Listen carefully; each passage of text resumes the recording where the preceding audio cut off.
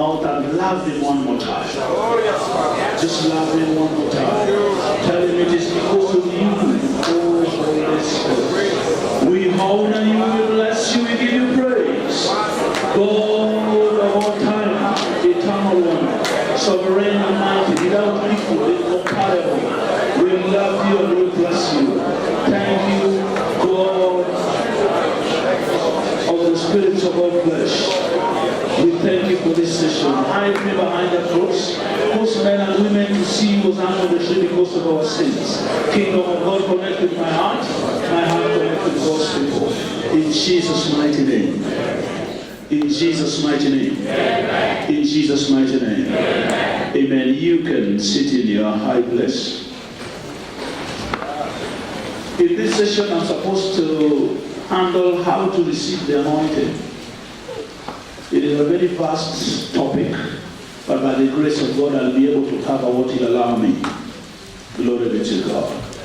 Kindly give me Job 29, verse number 6. Job 29, 6. Do something new in my life, something new in my life. Something wonderful in my life. Oh God, do something new in my life. Something new in my life. Something wonderful in my life. Oh God. Bible pages are still turning. We are doing Job 29, verse number 6. Job says, when I washed my steps with butter, and the rock poured me out rivers of oil. We give you back your word, Holy Spirit. Break it down to the level of our assimilation and feed our inner man with knowledge and understanding. And may your life flow and become ours in Jesus' name.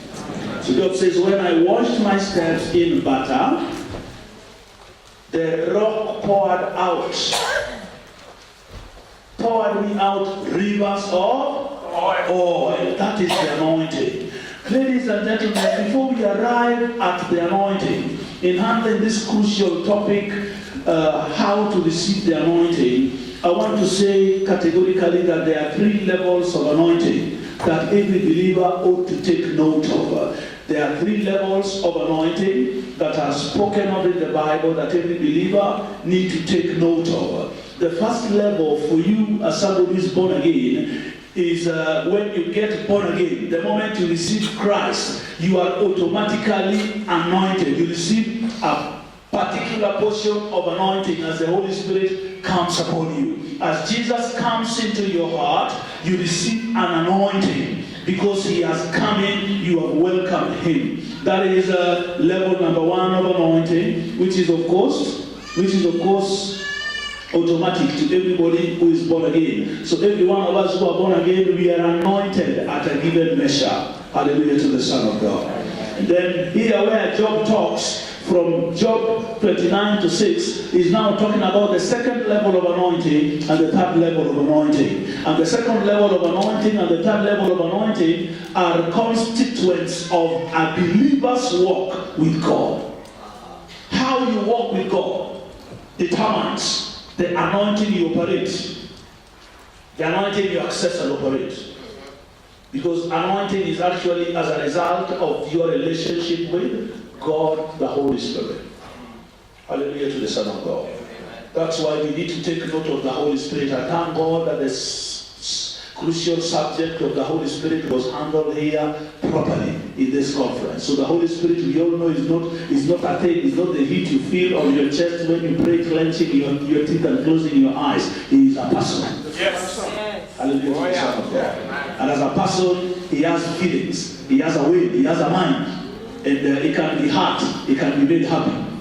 So as you excite his heart and walk with him, he rubs on you and he releases the anointing. Hallelujah to the Son of God. So the second level of anointing is where God works on your character. First level, when you get born again, you receive Christ, you receive a given measure of anointing. As you begin to walk with God, God begins to work on your character. As He works on your character, Job says, when I washed my steps with butter there is a revelation. Revelation knowledge. Revelation knowledge, as you contact Christ by His word, every written word. Jesus, the revealed word, stands behind every written word. I'll repeat that. Behind every written word of God stands Jesus, the revealed word of God. How do I corroborate this? John chapter number 8, verse number 32, is it? Says, and Jesus said unto the Jews who were around Him, if you continue in my word, then you are my disciples indeed, and you shall know the truth, and the truth shall set you free. So the truth can set you free, but you are free yet in need. So they said to him, we are the descendants of Abraham, we were never servants of anybody. Why do you say the truth shall set us free? And he said, verily, verily, I say unto you, if the Son of God sets you free, you shall be free indeed. So truth sets free, but not free indeed. But the Son sets free indeed. So behind every written word stands Jesus, the Son of God, the revealed word. And when He sets you free, you are free indeed. So revelation knowledge, when you contact the word of God and the Spirit of God reveals Jesus behind the word, your walk changes. You are ushered into a new level of anointing. Is somebody listening to me? Can I have your attention? Please don't let your attention stray.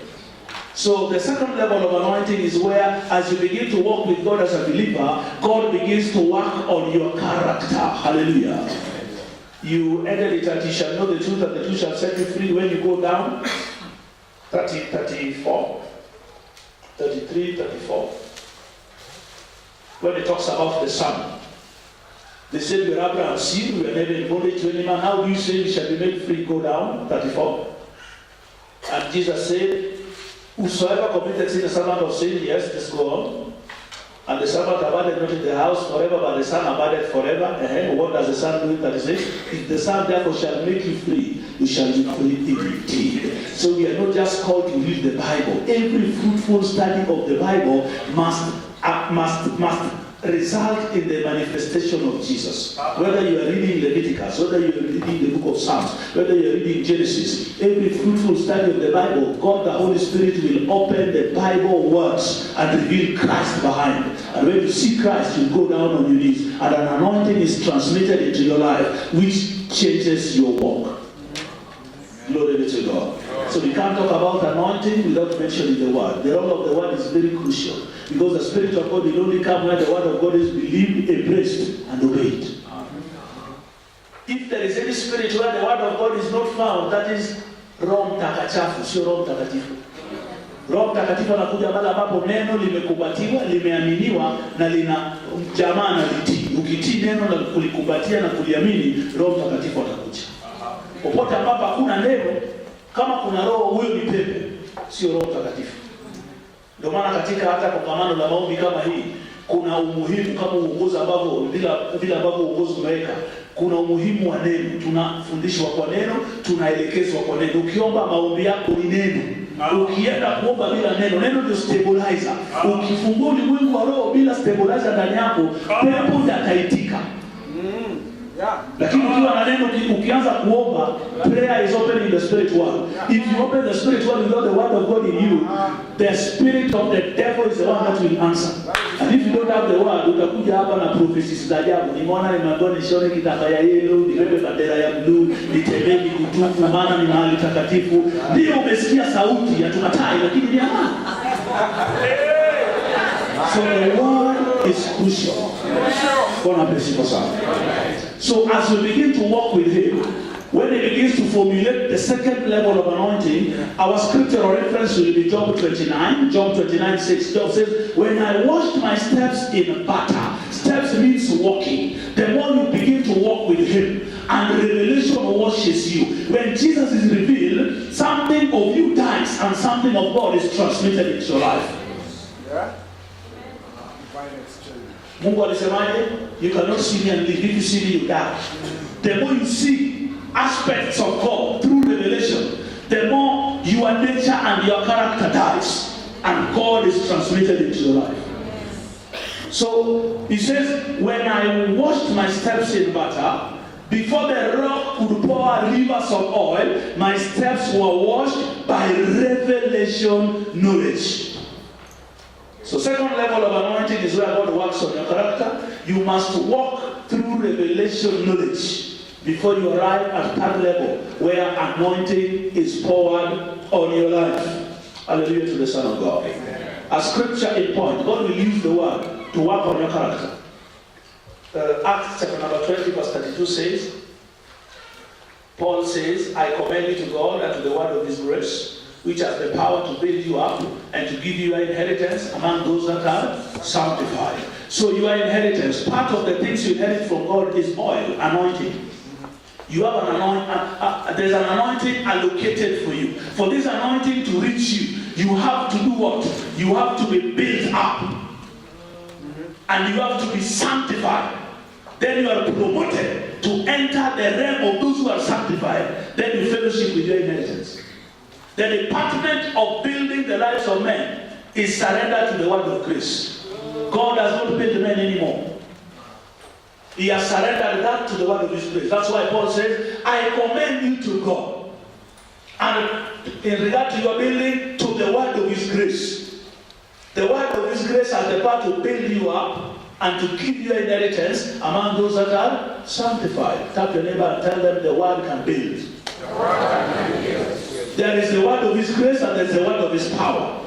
Hebrews 1 talks of the word of his power. He upholds the universe by the word of his power. That is the word that said, this is the boundary. Though the waves roar and toss in the sea, they cannot bypass the word of his power. It is what keeps the sun as a tabernacle running in the tabernacle pit for it in the heaven, according to Psalm 19. From one end to the other end, the sun comes out in the morning like a strong man rejoicing to run a race, and this circuit is from one end of the heaven to the other. And the sun does not miss out on the coast according to the Bible, because the word of God's power keeps the sun there. When God deals with the devil, he uses the word of his power. When he deals with you, he uses the word of his grace. The word of his grace. The word knows how much you can take. The word knows how weak you are. He remembers that you are dust. He remembers your friend. He does not push you so fast. He knows how much you can take. So when it comes to building you to become a container who will carry the anointing at level number 2, God uses the word of his grace. Hallelujah to the word of his grace.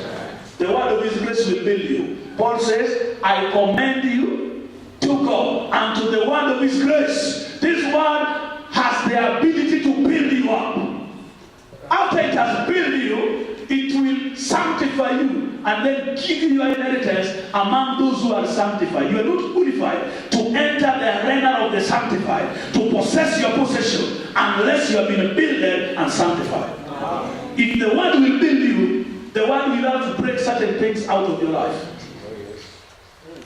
The path to anointing is a painful path. It is not a sweet one. It is full of tears and pain. God says, it's my word, not a hammer, through Jeremiah. The word of God is multifaceted. It can put on the face of a hammer. It can put on the face of fire. It can put on the face of what God chooses. Sometimes it will put on the face of a hammer and it will knock out every demonic nonsense that was passed down to you through tradition. The things you are holding on to that are contrary to the will of God. The word can hammer them from your life. The word can hold your hand and you can remain with the word in this walk of faith. Umeokoka tu tena unampenda Mungu, lakini Roho Mtakatifu ukishaamua unataka kutembea naye, unataka kupokea mafuta, atakushika mkono na fuata na wewe barabara ya upweke. Uko katikati ya watu lakini uko pweke. Neno linafunguliwa, linavaa uso wa nyundo, inangonga vitu vyako ambavyo si vya Mungu. Eti mimi mwanaume siongeleshwi hivyo, mimi nimesoma, vitu vyangu viendi hivyo, mimi nimejiratibu, watu wa kwetu waseleshwi hivyo, sisi sijui tuko na magari, vitu ambavyo unakwenda navyo ambavyo sio vya Mungu. Neno linachukua uso wa nyundo, linakugonga mpaka ujasiri wako kwa kisomo chako ianguke. ujasiri wako kwa pesa yako ianguke, ujasiri wako kwa umbo lako ianguke, ujasiri wako, every place where your confidence was wrongfully connected will be hammered by the word until you tremble and your trust is hooked back to God. Before you walk in the anointing, the word will work on you. Yes. And I did carry my ministry material. I have ministry material on CDs, tapes and all that. I didn't carry any. I believe God will allow me some time away. There's a teaching I've developed about trouble. And I say trouble comes in 3 segments. There's trouble that comes from men. When men put you in trouble, use your head and come out of it. Because your mother did not give back to a fool. Use your head and come out of that trouble. Trouble number 2, when the devil puts you in trouble, use power and authority in the name of Jesus. Come out of that trouble. Trouble number 3 is a trouble that God will bring your way. This kind of trouble, you cannot bind and succeed. Binding specialists, you better listen. No amount of prayer can change it. It is God who allows this trouble to come your way. Bible teaches about Christian suffering. Bible says Jesus Christ has suffered and left for us an example that we should follow in his footsteps. And Jesus being the captain of our salvation, it pleased God to make the captain of our salvation perfect through suffering. So Christian suffering is sanctioned by the Bible. So don't tell me about the finished work of Calvary. Jesus suffered, I don't need to suffer. That is narrow. There is a given measure of trouble or Christian suffering that will locate you once you are born again. And no amount of binding will remove it. No amount of fasting will remove it. The only way out is to submit to the hand of God, to cooperate with him, and to allow him to finish what he's teaching you. And then you come out, you are better than where you are. And you operate the second level of anointing. I want to encourage somebody here. There are many ministers here who have seen red. When the hand of God touches you, you can see red. You can bind and pray all the prayers you know. But nothing works until you cooperate with the hand. Oh, God. Some of you, one of these days, God will tell you, why are you binding me? I am not a demon. I am God. I'm the one who is doing this thing. So when you cooperate with him, then you pass through that place and the oil remains in your life. This walk is not bread and butter, brethren. Yes. This walk is a walk of pain. It's a walk of soul. Victory is sure. But when God is building you, God is concerned about the inner structure. He may have to break certain things where you have put your confidence in, and as he knocks and breaks it, it's painful to the outer man. I don't expect a lot of a man, but allow me to do this thing.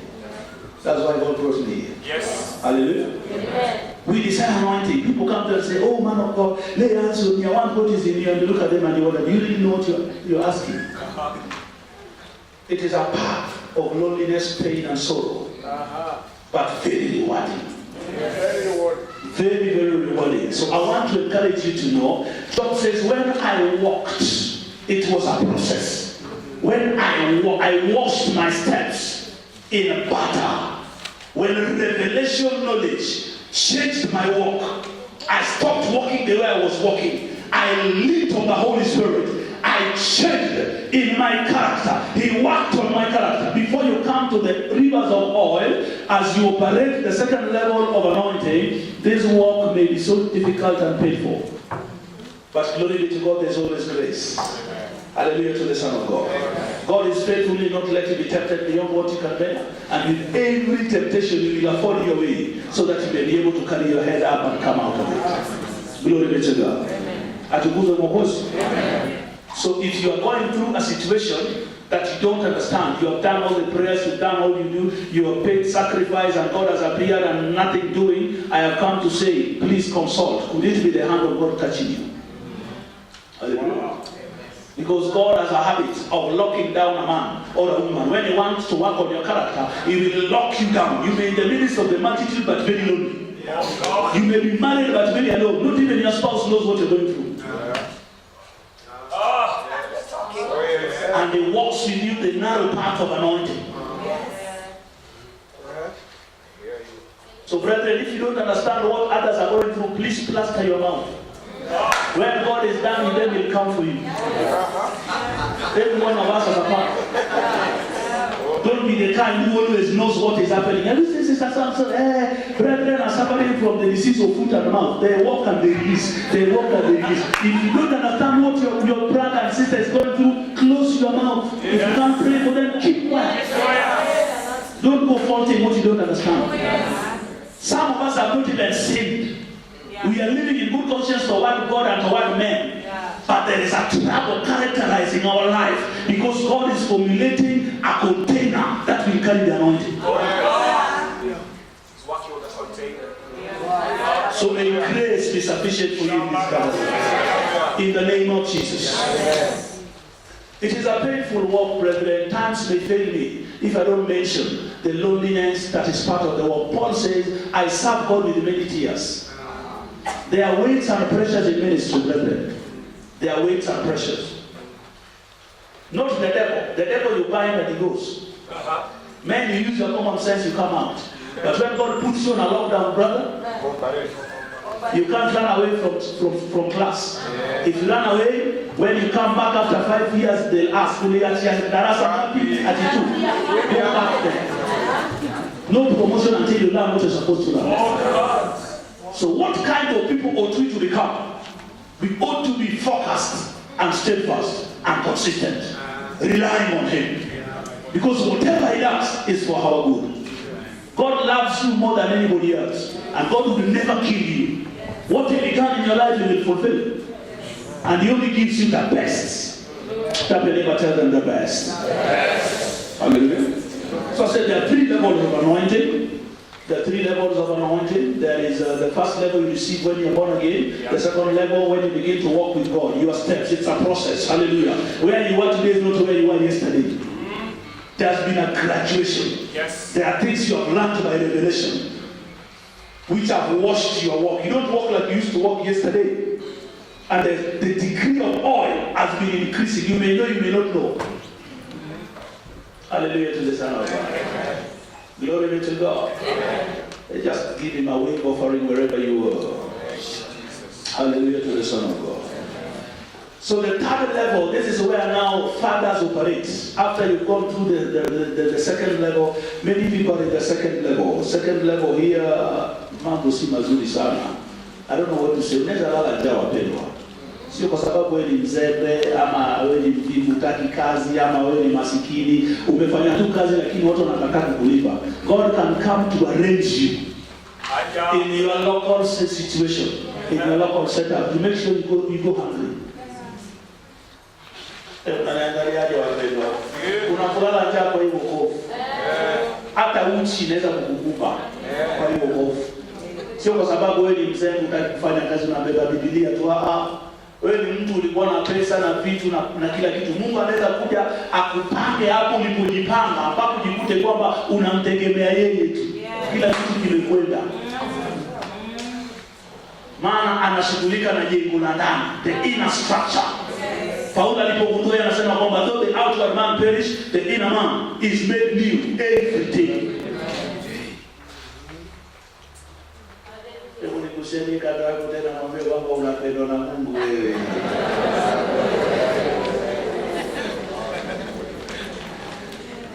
Talk about the 3rd level. This is where now those who have been worked on, character has been formulated. You see, when you read the book of Romans chapter 5 about level 2, it says this about character formation. It says now, therefore, being justified by faith, we have peace with God through our Lord Jesus Christ, by whom we have access into this grace wherein we stand. And we rejoice in the hope of the glory that shall be revealed. But not only so, we rejoice also in tribulation, knowing that tribulation worketh patience, and patience worketh perseverance.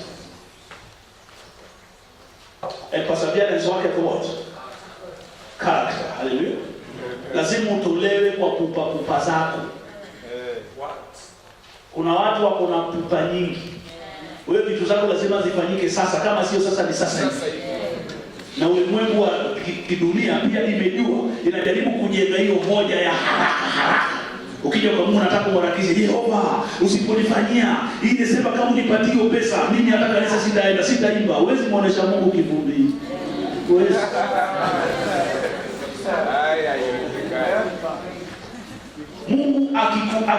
akikupiga lock na neno lake aanze kufanyia maisha kazi, mpaka haraka zako zikutoke. Unaona siku zile tukiokoka mwanzo, siku ukiokoka, mimi nikiokoka, the first 6 months huwa inakaa kama wewe ndio jitu mkubwa, giant wa imani. Ukiomba Mungu nipatie kitu fulani, jua haitui kama ikakuja. Unamwombea Mungu mponye, ghafla mvua amepona. Mungu peana hii, mara moja ushapewa. Yaani mpaka Mungu anakuleta karibu mpaka ujue kwamba yupo na anakupenda na yuko pale kukufaa. Ukishajua kwamba yupo, sasa anaanza kujivuta nyuma ufuate.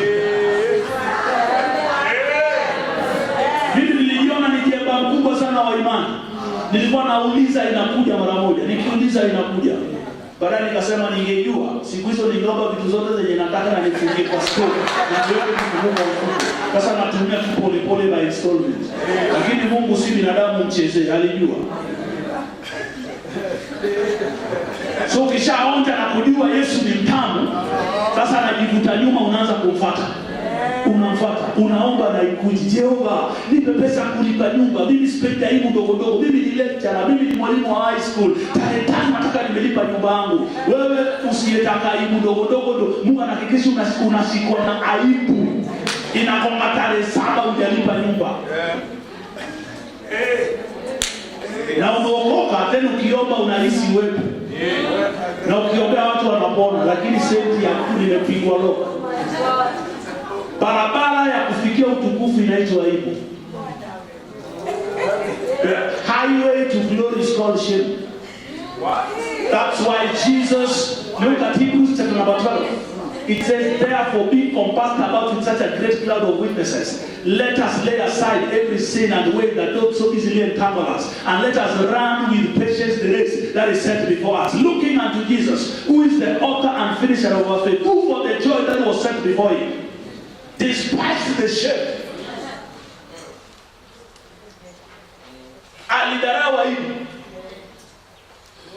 na akakumbatia msalaba, na sasa ameketi mkono wa kuume wa Baba. Amen. So kama unasema mimi sipendi aibu ndogo, hizi vitu za kutiacha aibu mimi sitaki. Mimi nikiokoka nilimwambia Mungu maliza na mimi kabla sijaoa, sitaki aibu. Nikishamchukua binti wa wenyewe asije akalalala njaa hapa je amekosa kitu sabuni na nini. Maliza na mimi. Nikishaoa ishi vizuri. Nilifikiri amenisikiliza. Nikishaoa kuna vitu niliona. Kabidi nimwambie mama, hapa kwetu ni Mungu, asipolete hakuna.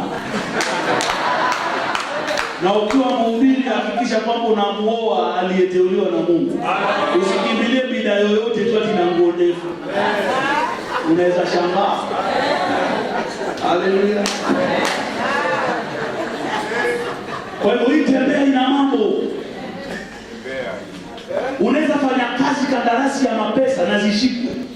That time one of my sons amefanya kandarasi akalipwa pesa kutoka mambo. Pesa ikashikwa na Central Bank, ikawekwa kwa suspense account. Hajalipa nyumba, chakula ni shida, vitu ni ngumu. Anasema dadi nifanye nini? Nikamwambia my son, may the grace be sufficient. Kitu moja najua, sina senti ya kupatia saa hizi, lakini najua kuanzia asubuhi mpaka jioni Mungu kimuujiza. Unaweza kuwa una senti lakini hautalala njaa. God will appear before the sun goes down. Amen. Na Mungu amekuwa anamlishalisha hivyo kimuujiza. Anaweza kosa asubuhi, akose mchana, usiku anakula vizuri. Macho yako hivi mpaka Mungu aje. Na ni mtu msomi na madigrii na kampuni za nguvu. Nilitega sikio nikaona hapa pepo wa yupo, ni Mungu amemshika na kumfundisha kitu moja mbili tatu. Kwa hiyo ukikuja kwa unasema apostle ndio hujui napitia nini? Nasema unapitia, pitia, bora ukalii. Maana unapaswa kupitia. Nijapopita kati ya bonde la uvuli wa mauti, sio nijapokalia, nijapokufia, nijapoziraia. Haujaruhusiwa kupiga kambi kati ya bonde, hata ni bonde la uvuli wa mauti. Mauti haipo, mauti iko ng'ambo ile. Na jua iko huko, jua inapiga mauti na uvuli wa mauti unapita kwa bonde. Na unapita kwa bonde. Ujapopita, kama unapita pokea neema, pita haraka. In the name of Jesus. Kuna vitu fulani hazitakuua, zinaua utu wako na tabia zako, ili Kristo aumbike ndani yako, ili Roho Mtakatifu aliyeingia ndani yako apate uhuru wa kukaa bila kufinywa na tabia zako na hasira zako na hamu zako na tabia za kwenu. ili akae na uhuru, alafu mafuta yake inaanza kuonekana.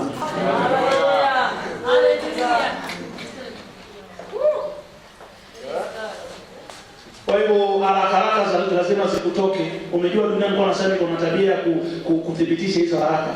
Ukienda kwa ukuta unaingiza kadi papa, pesa papa. Ukiingia kwa kahawa mara moja. Mahindi ya katumani, popcorn papa. Kahawa mara moja. Vitu zinaenda chap chap. Watu hawana vitu za haraka, fast food pia zinainuka. Ukija kwa wokovu unafikiria peleka Mungu bio. Eti Mungu nifanyie sasa hivi, nifanyie. Bwana nikwambie, kwa hii tembea ya mafuta, Mungu anakufanyia kitu anachotaka sana anayotaka. Hawezi kulazimisha. Haswa kama nakufanyia maisha kazi. Utamwambia njoo kama ukuji na kufa siendi kanisa, unaamka asubuhi wewe mwenyewe unajibeba. Yeremia alimwambia nimegoma hata hiyo neno sitahubiri. Alipoamka alisema hili neno limekuwa kama moto imefungwa kwa mifupa yangu. Lazima nizungumze. Kama nilibatenda you can't show God dust.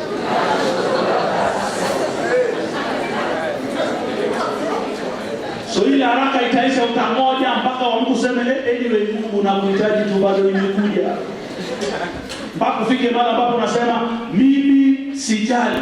Ni Mungu nimemshika na msalaba wa Yesu. Kama hili litanipata kwa sababu ya hii na inipate. Ikifika hapo sasa Mungu anajifunua. Lakini kama hapo unasema mimi ni msomi siwezi pata aibu, mimi sijui na pesa, mimi ni mtu mwenye mabiashara sitapata aibu, aibu itakushika. Yesu anakataa kujitambulisha na wewe, kufunika tabia yako na utu wako. God will not come to support your defense of your ego. Okay. Your ego must die. The word of God will put on the face of a hammer and hit you squarely. And believe you cannot teach God his game. He knows where to arrest you. He will work on you until he breaks your ego. Until you remain empty and you say, God, it is you. If I'll be ashamed. You see, many people want to put and say, I put my trust in the Lord. Those who trust in the Lord are like Mount Zion, which cannot be shaken, and not be shaken. Unasema you put your trust in the Lord, you won't be shaken. Kubu mweka trust yako kwa perception ya watu kukuhusu. God will make sure the perception you want to uphold among men is eroded until you remain empty. When you remain by the word, then God will come and make you be solid in whatever you're doing. I pray he makes you solid in whatever you're doing. In the name of Jesus. So trouble will bring patience.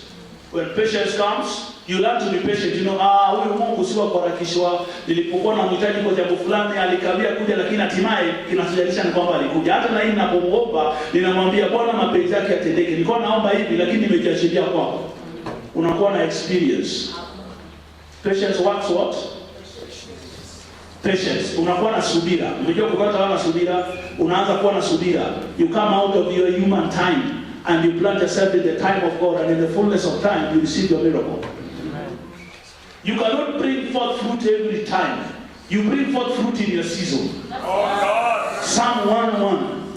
Blessed is he who sitteth not, who goeth not, who standeth not. Blessed is the man who sitteth not in the seat of scorners, who standeth not in the way of sinners, who walketh not in the counsel of the wicked. They shall be like a tree planted by the rivers of water, who brings forth his fruit in his season, and whatever he does shall prosper.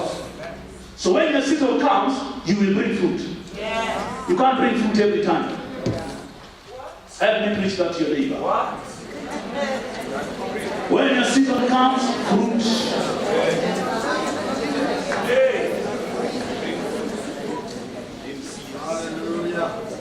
And then unafika mahali ambapo umethibitika, tabia yako imefanyiwa kazi. Ukija kwa Mungu unajua Mungu ndio mkubwa. Mimi ni mtoto wake, hajaponipatia right, hajaponipatia the power of attorney, legal right ya kutumia mamlaka ya jina la Yesu kufikia account na access ya vitu ambazo ninaridi kutoka kwake. Yeye ni Mungu. Sikuji kama anajaribu kumbulldoze. Unakuwa na tabia inayoelekea, because charisma is good, but what you build with your charisma, your character will destroy. That's why before God pours anointing on you, must work on your character. Hello? Bwana besifa. Hebu pungia Bwana namna hii. Watu wako serious wewe mkutano wewe. Bwana besifa sana. Hallelujah. What you build with your gift, your character will destroy. Your character must be worked on. What better way of working on your character but by the word of God? The Holy Spirit will lock you down with the word. The word will work on you. Let me show you something. The Bible says God took the word and locked it in Jesus of Nazareth. Jesus of Nazareth is humanity. Jesus of Nazareth is humanity. Jesus Christ is divinity. So the word was locked in the flesh and body of Jesus of Nazareth. For 30 years, the word was working in the spirit, in the soul, and in the body of Jesus of Nazareth, teaching him, changing his attitude, transforming his perception, working on his appetites, working on his temper. The word worked. God locked the word for 30 years in the life of Jesus of Nazareth. The word was working. The word was working. In the time of weakness, the word brought strength. In the time of lack, the word brought provision. In the time of opposition of the political rulers of the day, the word brought a breakthrough. In the time of rejection, the word brought comfort. The word worked in Jesus of Nazareth for 30 years to prove to you and me that in this world where the devil is, it is possible to overcome through dependence of the word of God. When the word met demons, there was deliverance. The word worked. Hallelujah to the Son of God. Amen. And I want to say, every word of God you believe will be tested. Every word of God you believe will be tested. Hallelujah. Every word of God you believe, tap your neighbor, tell them, every word of God you believe will be tested. You believe God is a protector, insecurity will test you. You believe God is a provider, lack will test you. You believe God lifts men up, the powers of retrogression and the powers that want to bring you down will test you.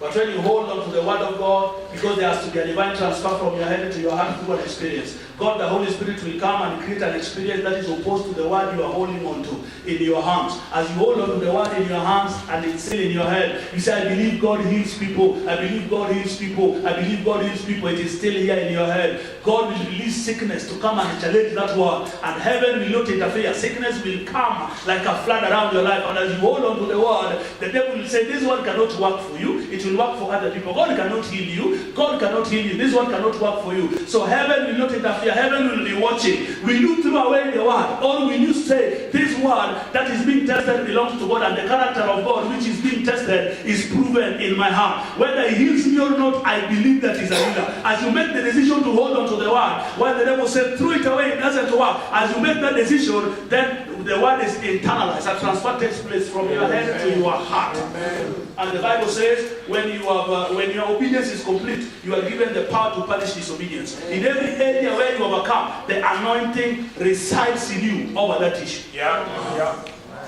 God bless you. Amen. So whatever you are going through is not in vain.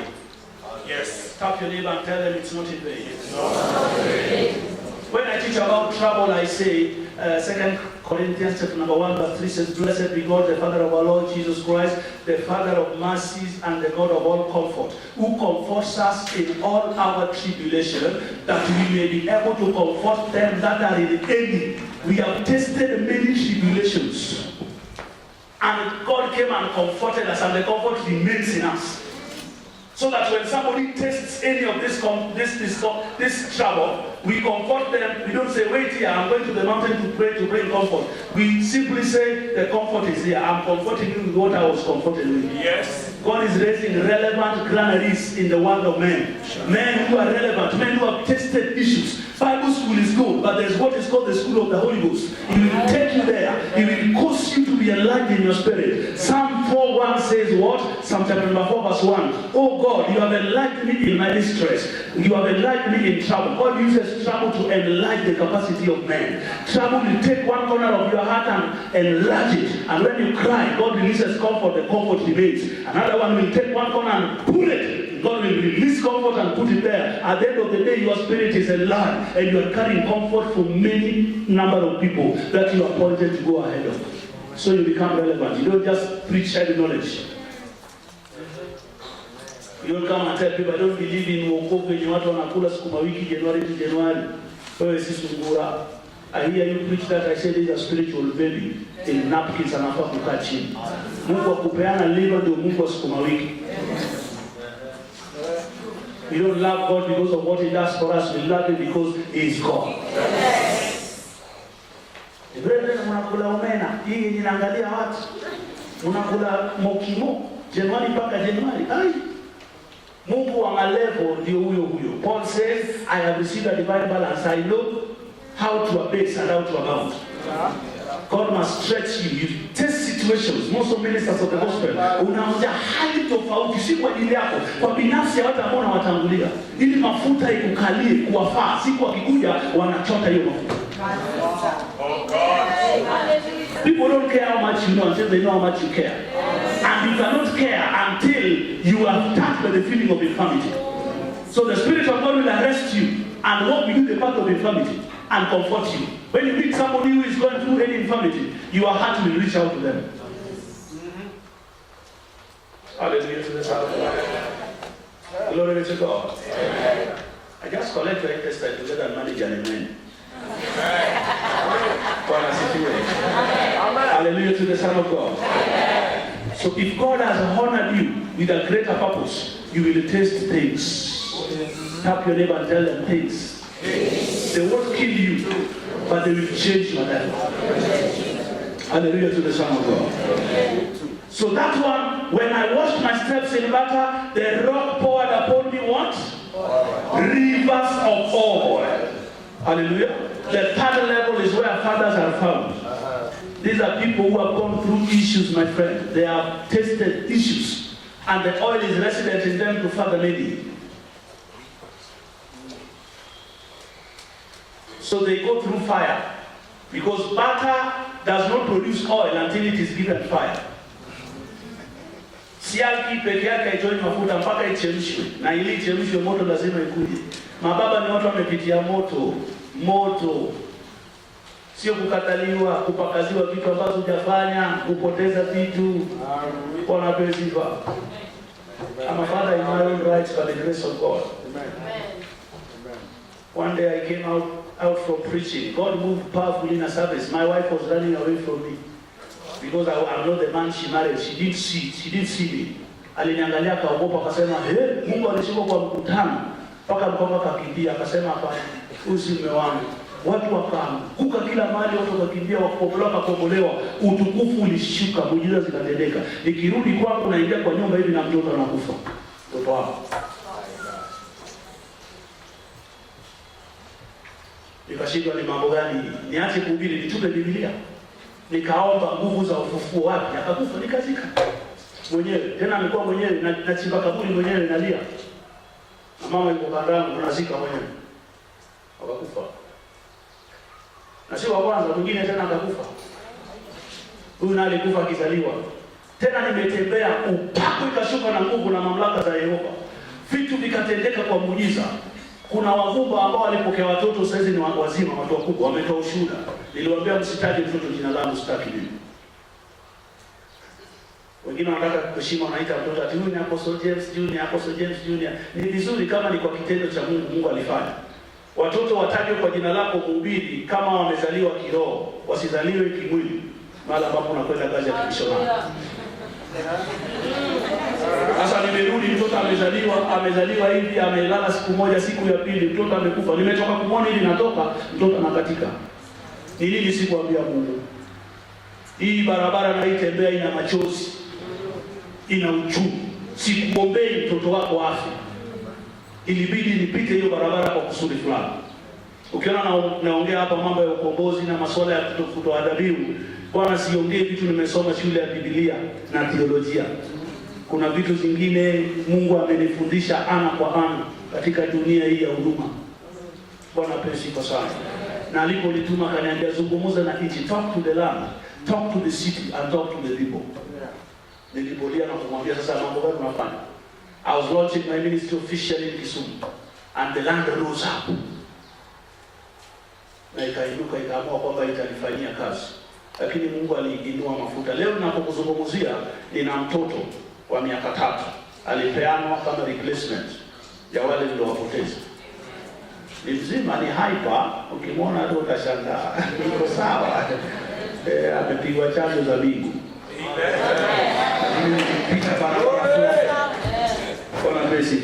Kwa hivyo nikimwona mama analia amefiwa, ninajua what it means. Bwana Yesu. Nikiona mama analia mkubwa najua. Nikiona mhubiri anapita maji dry ama anapoteza kitu cha thamani kwa maisha yake, I can identify with them. Sikuji na usema unataka njaa, ongeza imani. Leo yako ilikuwa inakaa iko chini. Na ufanye kuna kazi pia. If you don't understand, keep quiet. Bwana Yesu. So level number 2 of anointing is the level of fathers. They have tested things which created their lives to become a container to carry the anointing.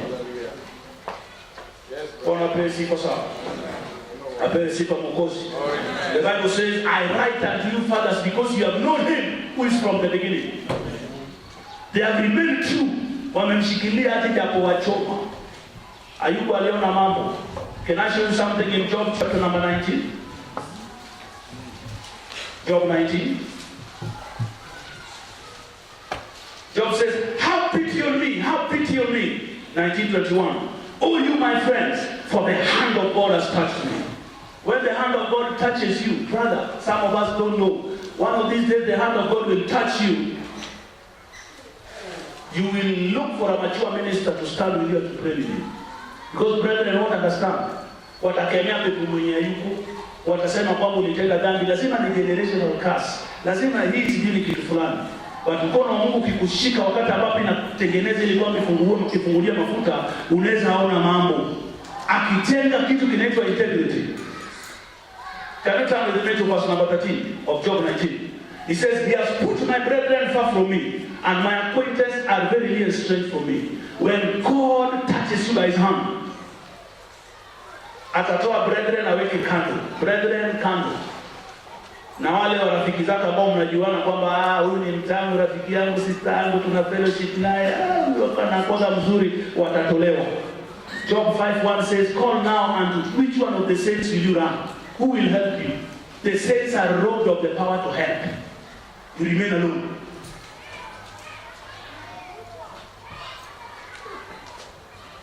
Kuna wapendwa ambao wanasurvive na osmosis. Uniombe. Umezaa kusurvive na osmosis. I put you on notice. When the hand of God touches you, you will remain alone. Oh God. You must learn to pray. You must learn to plow through as an individual, holding onto the hands of the Holy Spirit. Hebu nishikia hii kiti kandako hivi kwa mabega. Alafu nitikise hivi mara mbili. Mwambie ni marufuku kulala kwa hiyo mkutano.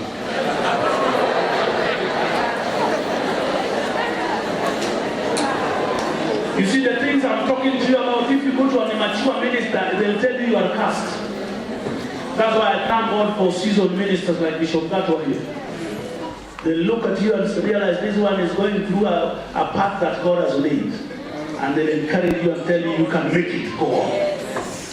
So he says, you are my brethren, he has put far from me. 14, my kinsfolk have failed me, and my familiar friends have forgotten me. Even your relatives who have money will not help. They are robbed of the power to help. 15, they that dwell in my house and my mates count me a stranger. I'm an alien in their sight. Hata watu ambao wanakula kwa jasho lako, wanakula kwa shikamoo, wanakugeuka. Mambo yanakuwa ngumu. Ayubu alipitia mambo akasema, nihurumie ni marafiki zangu, maana ni mkono wa Bwana umenigusa. Ukiguswa na mkono wa Mungu sio jambo dogo. Na mimi naomba neema ikutoshe. Naomba neema ikutoshe kabisa, maana lazima tupakwe na tutembee kwa mafuta. Bwana pesi kwa sana. So I said there are 3 levels of anointing. Ile unapokea ukiokoka, ya pili ile ukianza kutembea na Mungu akifanyia tabia yako kazi. Ukishatengenezwa tabia, utapeli na ukora ukuache, macho za kukimbia na kuangalia watu hivi kuwavua uchi ukuache, asira zako za kabila yenu ikuache, hamu ya kupenda pesa na anasa ikuache. Kama wewe ni brother unatoka sehemu za ufuko wa Victoria, maisha za anasa na raha zikuache. Mpaka ubaki kamba la mtu mwenye kumbeba roho tu. Alafu sasa unapitishwa sasa kwa moto. Maana nimesema siagi peke yake haitoi mafuta. Hiyo mafuta siagi lazima iwekewe moto ndio iyayuke itoe nini? Mafuta. So butter has to be, fire has to be applied on butter for anointing to come. So level number 2, your character is worked on. Level number 3, fire is introduced. Baptism by fire. You are baptized by fire so that the revelation knowledge in you is transformed into anointing. And here is where we find fathers. They have seen issues, they have seen things. The oil is resident in their lives. And to prove that there are 3 levels of anointing, we look at David. David was anointed by Samuel, the first level of anointing. 1 Samuel 16:13 for those who are writing. He was anointed by Samuel, first level, 1 Samuel 16:13. Number 2, second level of anointing, David was anointed by the elders to be king over 2 tribes. He ruled in Hebron for 7 years. Second level of anointing. Third level of anointing, David was anointed by the leaders of Israel to be king over the whole of Israel, and they anointed him, and he became king for 33 years. That's what you find in 2 Samuel 5:3. 2 Samuel 5:3 and verse number 5. So third level of anointing, they anointed David king over all Israel. Number 1, anointed by Samuel. Level number 1, he fought the bear and he defended the sheep and he played the harp and Saul was delivered. First level of anointing, he's still weak and still running away from his enemies. Second level of anointing, when he's anointed, he's now a king but of only 2 tribes. He still has serious enemies that are scaring him. Level number 3, now the anointing has increased. He is now having authority over the 12 tribes of Israel, and he is ruling. He has more impact. He ruled for 33 years. From Jerusalem, the capital city of Israel. Glory be to God. And I want to mention here, when the anointing increases, the battle increases. Anointing attracts trouble. Anointing attracts battle. So prepare for battle as the anointing increases. Hallelujah to the Son of God. That during that period is when he saw Bathsheba aliinuka. That is a period where he fell in sin. But the good thing, there was peace in his kingdom to the end. Glory be to God. So the third level is most powerful and it is really fought. Bathsheba and Uriah feature in the life of David. But finally there was peace in his kingdom. So deal with your root. Very important. Look at Jesus. He was anointed, first level of anointing from the womb. Luke 1:35. The Bible says that the Holy Spirit shall overshadow you and the power of the Almighty shall come upon you. And that holy thing that shall be born of you shall be called the Son of God. So Jesus was filled by the Holy Spirit from the mother's womb, first level of anointing. Level number 2 of anointing in Jordan. Luke 3:22. When Jesus entered the river Jordan and was baptized by John, the heavens opened and the Holy Spirit descended in the form of a dove. And a voice spoke and said, "This is my beloved Son, in whom I'm well pleased. Hear ye him." Level number 2, very powerful. And then as we look at his life again, we see level number 3, baptism of the Holy Ghost. He was led from the river Jordan. He was led by the Spirit into the wilderness. And when he came from the wilderness, level number 3, he was now overshadowed. Level number 3, he was overshadowed by the Holy Spirit. He came back. When you read in Luke 4:14, Jesus came back not in the Holy Ghost but in the power of the Holy Spirit. That is overshadowing, level number 3. And when he came back, the Bible says his fame went abroad. Ukifika level ya tatu hizi fichika. Mtu uliojengwa juu ya mtu hawezi fichwa. The fame goes abroad. People feel the influence. Ukitembea churches inasambaa. Bwana praise for some. So his fame went abroad when he hit that level.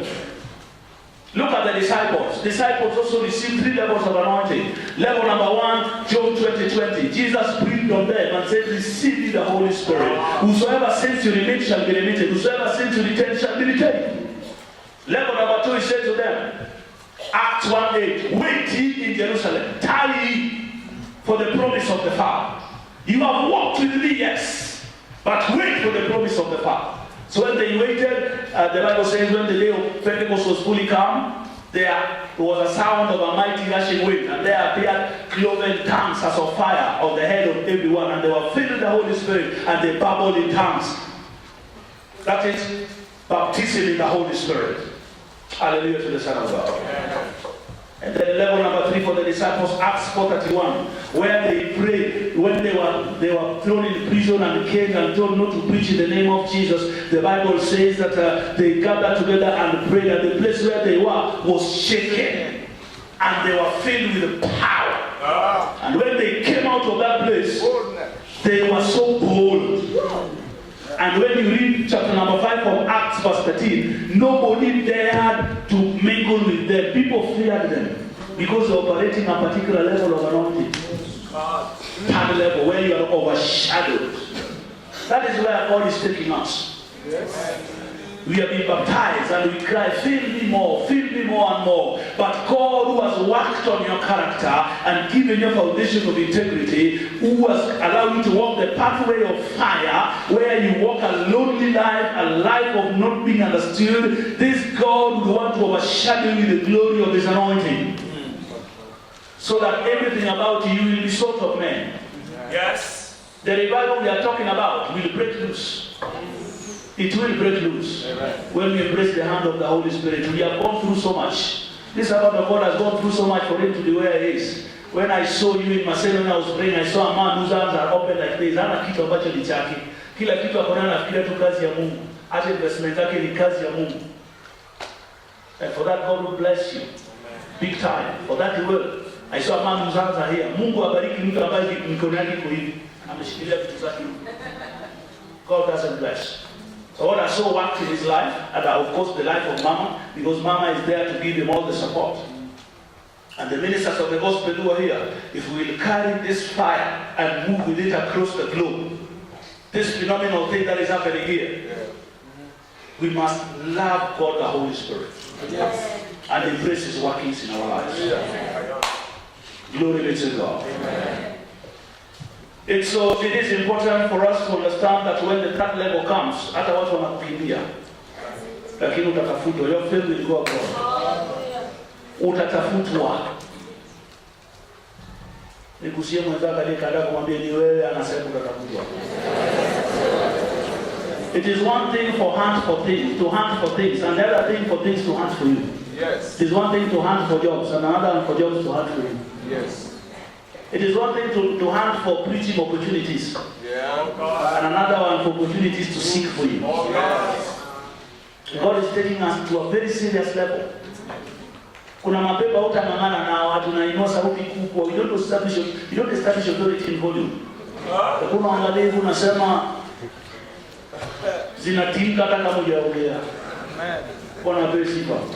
Creative miracles. Kibogoyo kimea meno. Kipara nywele inaota. Nudu zinakatika. Yesu alisema greater things than this shall you do. Mnafikiri ilikuwa ni maneno? Si alisema ukiniita utaokoka. Si ulimwita na leo umeokoka. Akisema greater things unafikiri ni mchezo? Uza mwenzako mwambie zinakuja.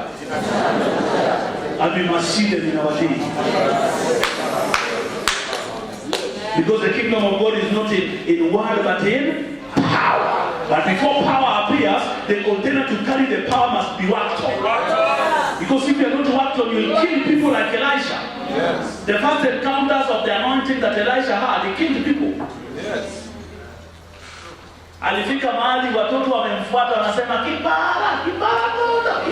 Watoto 42 ni wengi, kama kila mmoja anapenda kipara. Na nini basi alikuwa na kipara. Lakini hasira yake ilikasirika akawalaani. Na dubu wakakuja wakawararua 44. 42 were killed by bears because his temperament was so hot.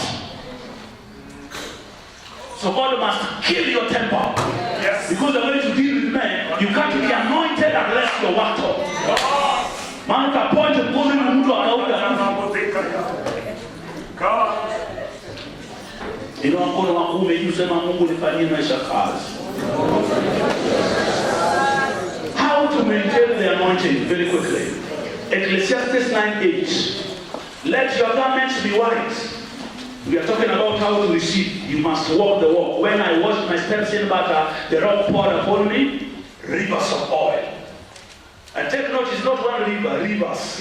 Yes. You know, ukisoma 1:8 of Acts inasema, you shall receive power. The power spoken of there is dunamis.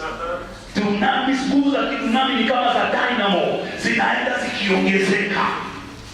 Dynamo ikipepetwa hivi, vile inazidi kuviringika, nguvu yake inazidi kuongezeka. Nguvu uliyopokea ni nguvu ya kuongezeka.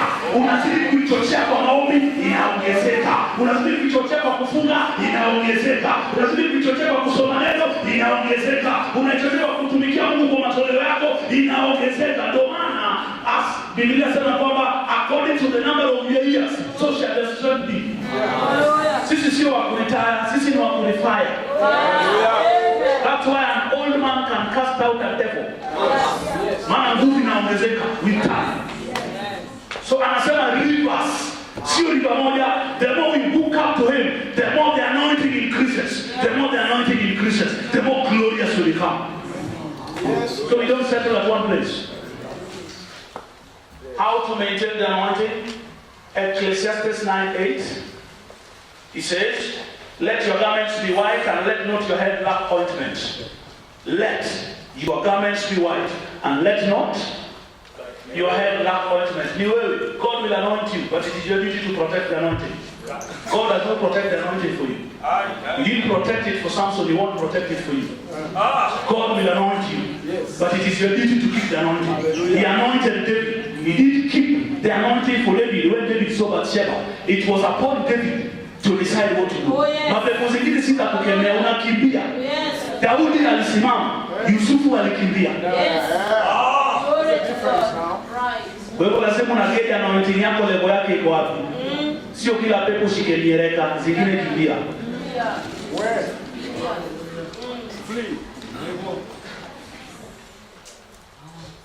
Let thy garments be always white. That is holiness. Holiness is an imperative must. If you will carry the oil, God will anoint you. But holiness is a must. Retain holiness. To keep the oil, you must be holy. It's an imperative must. And within the promise of holiness, discipline cannot be unquoted. You must be disciplined. On how you live your life, on how you relate to the Word of God. Discipline in prayer, discipline in studying the Bible, discipline in meditation, discipline in dressing, discipline in how you relate to the people. You must be disciplined as a container of the treasures of heaven. You don't just live carelessly. If you're disciplined, you possess your soul. The anointing poured upon you, God will pour more and more. But if you're indisciplined will cause a leakage in the anointing.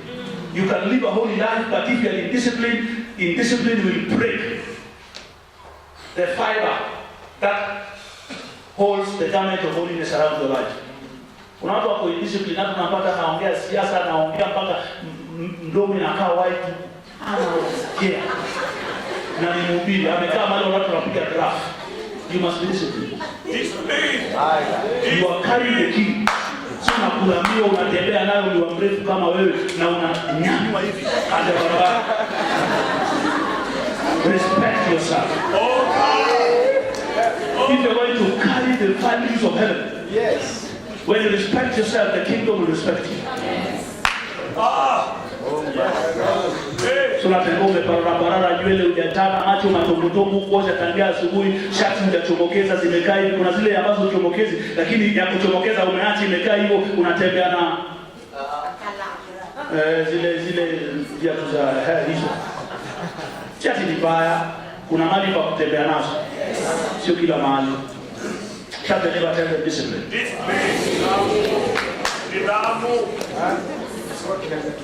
Oh God. Hujatumia mswaki. I teach about Christian conduct. In meetings like this, you must brush your teeth. Fellowship with Colgate.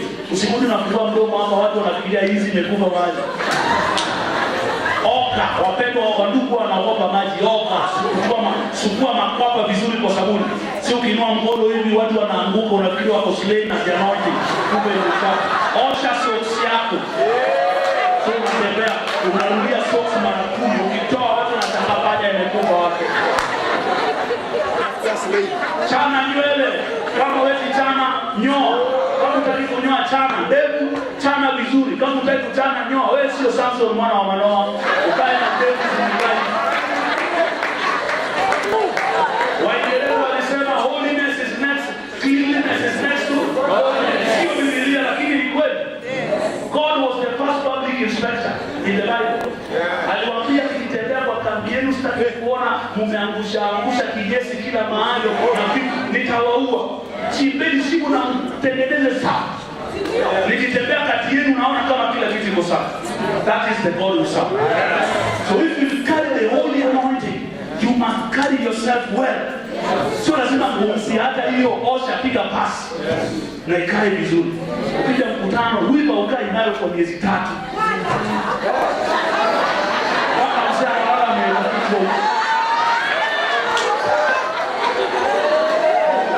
Unaweza nyoa pia saa zingine, haionyeshi umechapa au una pesa. Nataka bwana sikia. Kata makucha, wewe sio Nebukadneza, siku zile za miaka 7. Kata makucha. That's smart.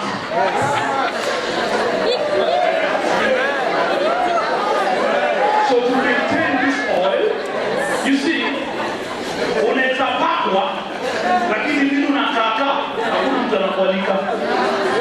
Anakuangalia anasema, hiyo ni ya Mungu wetu kweli.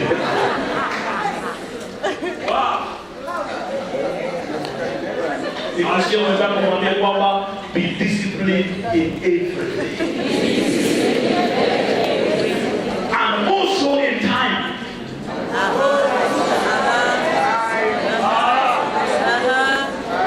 Chetu na alikoibu taraji usifuje wakati.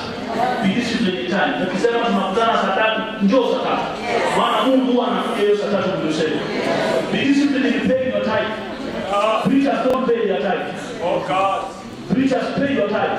Oh yes. And give your offering. Yes. That is why I give you the preachers of the Lord, Rabashanda, Rabashanda. Giving is giving. Hallelujah. Yes. Yes. We lead by example. Yes. So be disciplined in giving. Be disciplined in taking care of your family.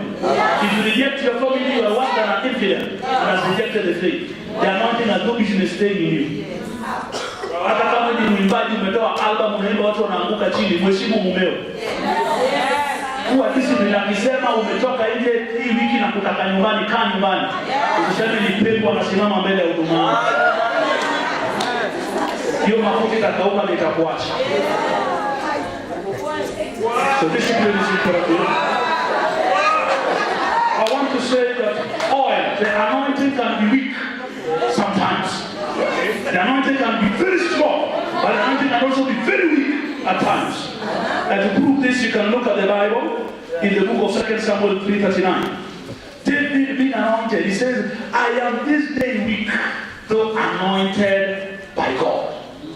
Absalom, his son, rose up against him, and David was walking barefoot, covering his head, walking out of Jerusalem. And the sons of Zeruiah were like, hey king, situpatie nafasi tunyorosha vijana wa Zeruiah hapa. Wanaleta mchezo gani? Wanajua kweli wewe ni jemba katika masuala ya vita. Hawa watoto wanafanya nini? David anasema, ninyi wana wa Zeruiah achaneni na mimi. Amuoni kama mimi leo ni dhaifu ijapokuwa nimepakwa.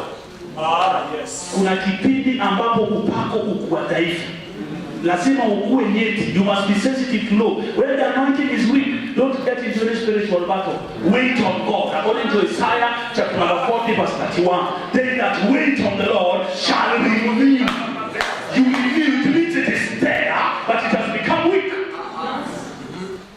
So sio kila vita ni yako. Oh rakashababa. Oh my father, my God. Oh my father. Kuna zingine gauge. Maana si wewe ni Mungu ndani yako. Anointing kama iko chini, usikabiliane na kila kitu. Kuna vita zingine ibilisi anazuaga tu ili kwamba kukunywe. There are certain doors it is the devil who opens. Not every door is opened by God. So when you're sensitive, you know this one is to drain me. This one is to finish me off. This one is to keep me abandoned. So say no. Say no. Hear God. Sio kila mali lazima uende. Usikufie kanisa mhubiri.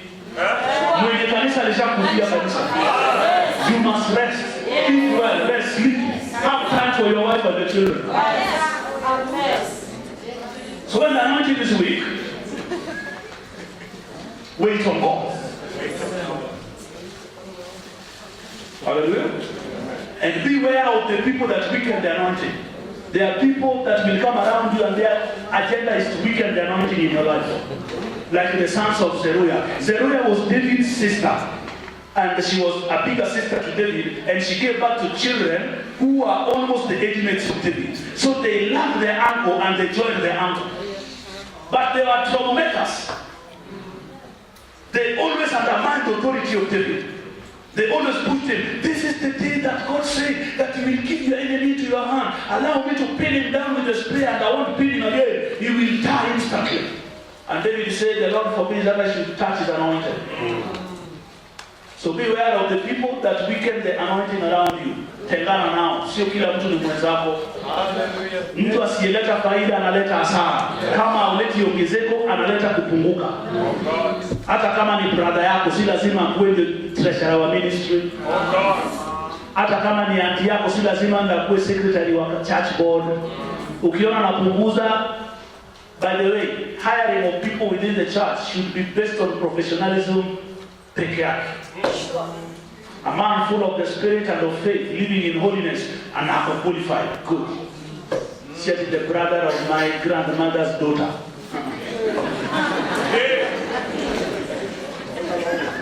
So beware of the people who weaken the anointing. In the life of David, they were the sons of Zeruiah.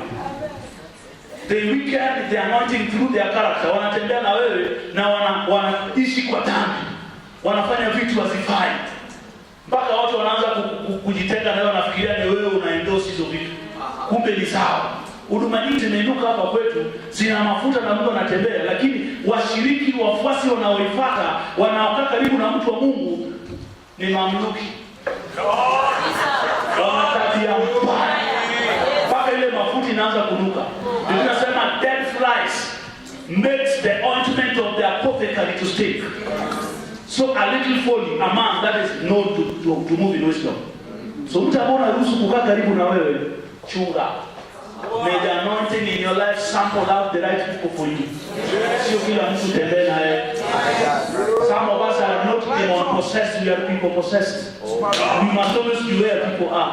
Even if they are training you, you must be there. Oh, what are you? You are not a servant of the people, you are God's servant and a leader of the people. You are a leader. You are God's servant and a leader of the people. Me, I am not your servant. I am God's servant and I am your leader. And I also teach about servant leadership. So the men of God here are not your servants. They are God's servants and your leader. So they lead you as they serve God. So don't expect them to sit down with you. Mali unachoma mahindi katika barabara, mcheke mambo ya ODM na Jubilee. Na kafta makuja na mwambie pasie hiyo kisu nikate nayo hivi. No.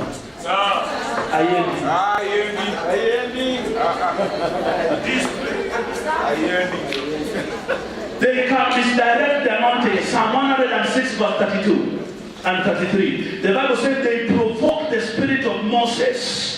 Musa alipogadhabishwa roho yake, watu wanaongea vitu mpaka roho yako badala kutulia kwa unyenyekevu na kicho mbele ya Mungu, unajikuta umepayuka na maneno zisizofaa na Mungu anakasirika na wewe kwa sababu ya watu. Watu wanaweza kuwekea pressure. Wrong people in your life will pressurize you until you speak foolishly before God. Until you make an action which is not right. You don't have to prove anything to any man. Yes. Servants of my God. Yes. In ministry, God is your audience. Yes. If God approves of you, it is well. You don't have to please men. To maintain the anointing, let God be your audience. Yes. If a man's ways please the Lord, he will cause his enemies to be at peace with them. So don't struggle to please men. Struggle to please Him who called you. Yes. Hallelujah to the Son of God. Yes. So they did what? They provoked the spirit of Moses. Psalm 106, 32 and 33. And when they provoked the spirit, the oil was lifted. And there was judgment. I want to say here that as long as the anointing of your father is there, you need a spiritual father. When the anointing of the father is covering you, then the judgment of God cannot fall. That's why Moses as a father over Aaron and Miriam, when the anointing was there, the judgment came, but it was held. Miriam would have died. She became leprous, but Moses said, God, heal her now. And God said, no. If our own physical father had spat on her, she would be unclean until evening. Let her be out there until evening. But she did not die. Judgment was held.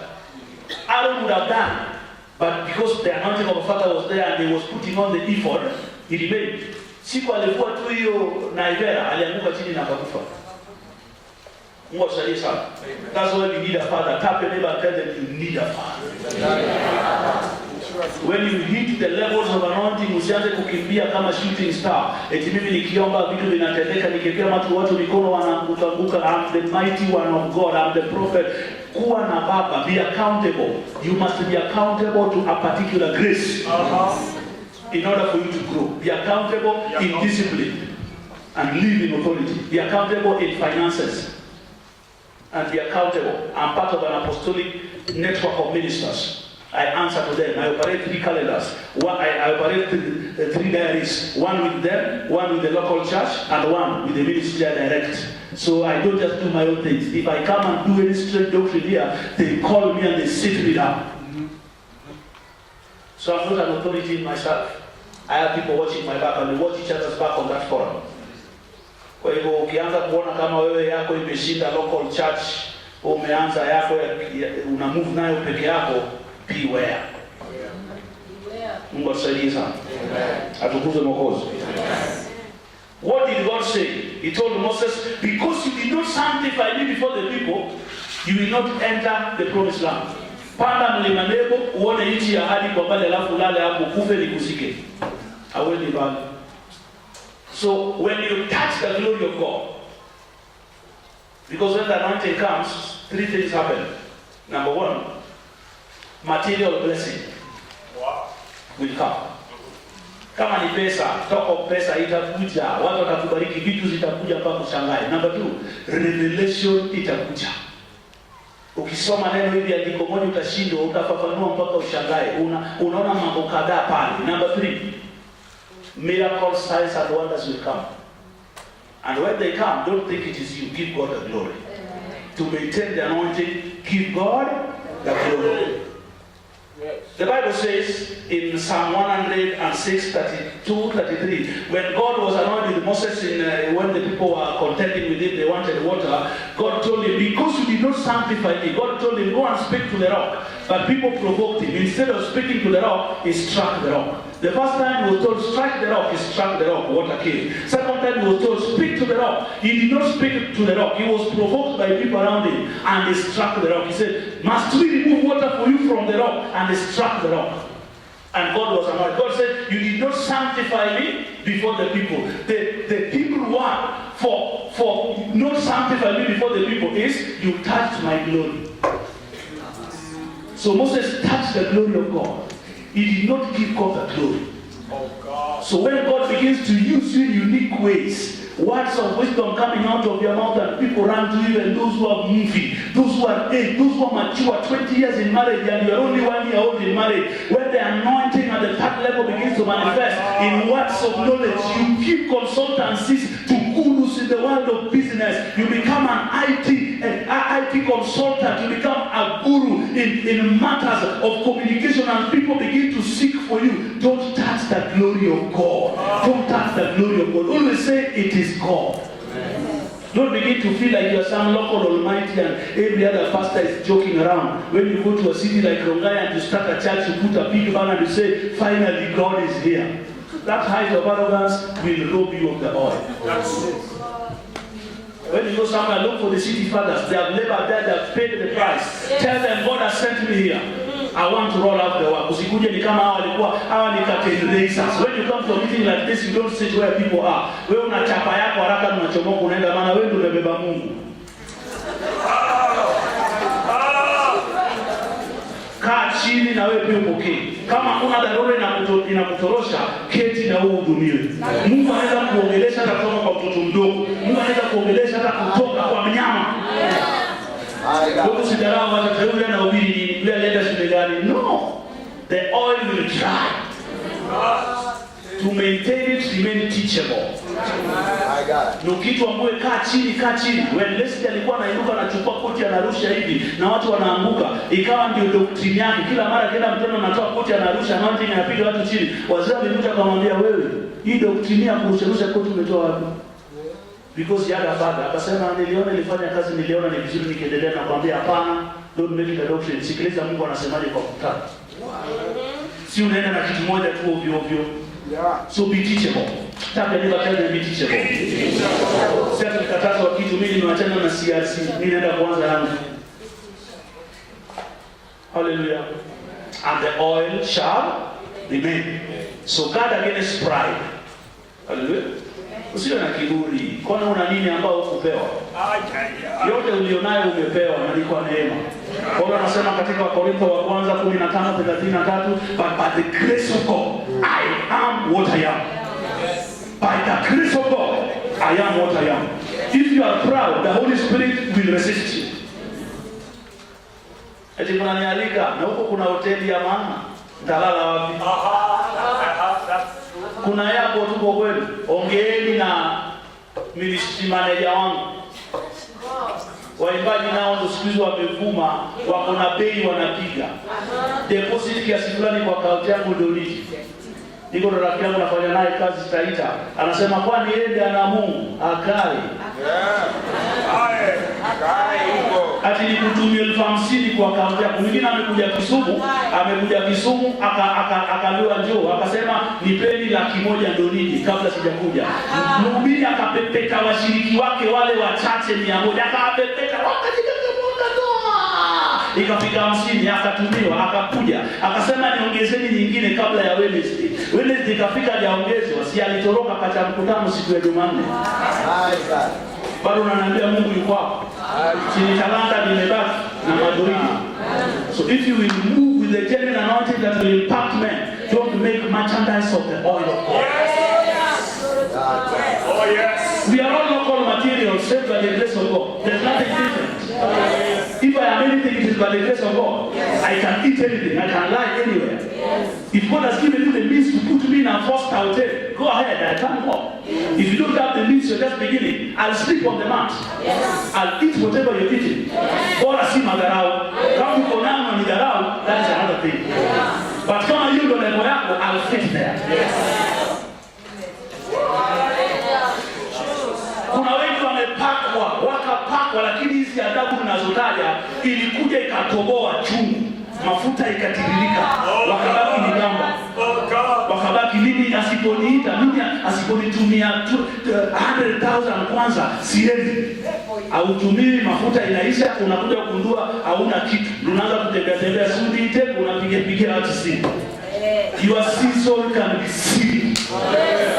Whoever gives you relevance is the Holy Spirit and the Word of God. Without the Holy Spirit and the Word of God, you are useless material. Nobody even wants to hear of you. So let us love the Holy Spirit and let us embrace the Word. If you love the Word, the Holy Spirit will love you. If you accept to walk with Him, He will give you grace. He will pour oil on you. You will graduate in levels. When you begin to see the manifestations of the anointing, the Bible says, and the child grew in wisdom and in stature, and in favor with God and with men. The sign that this thing has matured, you will enjoy favor with God and with men, wherever you go. So don't begin to abuse that favor. I have so much to talk to you about. Oh God, I love you. But above all, humility is the key. Humility is the key. Tell your neighbor, humility is the key. Humility is the key. And once God has worked on you, nothing will hinder him from pouring himself into you. When I washed my steps in battle, the rock with Jesus Christ, the rock poured upon me rivers of oil. Rivers of oil. God of heaven, God of heaven. Rivers of oil. So we are not praying for a river of oil.